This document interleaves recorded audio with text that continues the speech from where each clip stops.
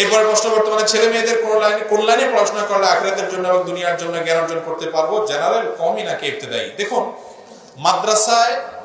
মাদ্রাসায় যদি আপনি আপনার সন্তানকে ভর্তি করান, দেখে শুনে করাবেন যে কোন মাদ্রাসায় পড়াশোনা ভালো, উস্তাদ যারা আছে তাদের কথা এবং কাজে মিল আছে, নিজেদের মধ্যে আমল আছে, পরিবেশ ভালো আছে, দেখবেন।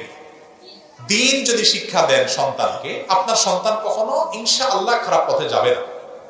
এদেশের যত ধর্ষক, যত দুর্নীতিবাজ, যত লুটতরাজকারী, যত পাপাচারকারী, এদের মধ্যে মাদ্রাসার ছাত্র খুব বেশি পাওয়া যায়? দু চারটা কালে ভদ্র পাওয়া যেতে পারে, সচরাচর পাওয়া যায়, কারণ সেখানে মনুষ্যত্বের শিক্ষাটা দেওয়া হয়।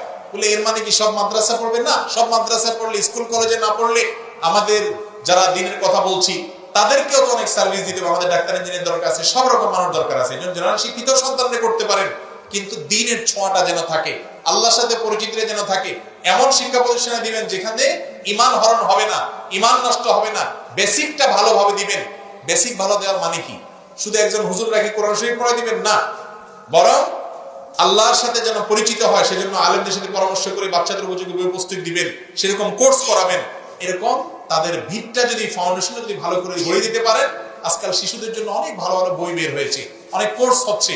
বিশেষ করে ইবতেদায়ী এবং প্রাইমারি লেভেলটা যদি কোনো মাদ্রাসার উপরে ভিত গড়ে দেন এবং এরপরে পারিবারিক ভাবে তাকে যদি দ্বীনি তালিম দেন, পরিবেশটা ভালো দেন, সে ইনশাআল্লাহ কলেজে যাক, ইউনিভার্সিটিতে যাক, পৃথিবীর যেখানেই যাক, তার ভিতরে দিনের ছোঁয়া ইনশাআল্লাহ থাকবে।